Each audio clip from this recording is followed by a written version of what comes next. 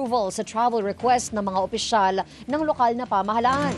Balita mula sa Malacanang, hatid ni Radyo Patrol, Christian Yosores. Christian. Rika, sa Administrative Order number 47, binigyang diin ng Pangulo o binigyan ng Pangulong Otoridad ang kalihim ng DILG na magtalaga ng kinatawan na maaari mag-aproba sa mga travel request ng mga LGU official. Ayon kay Executive Secretary Ralph Recto, layunin ng kautosang mapabilis ang pagproseso ng aplikasyon ng mga lokal na opisyal na humihiling na makabiyahe.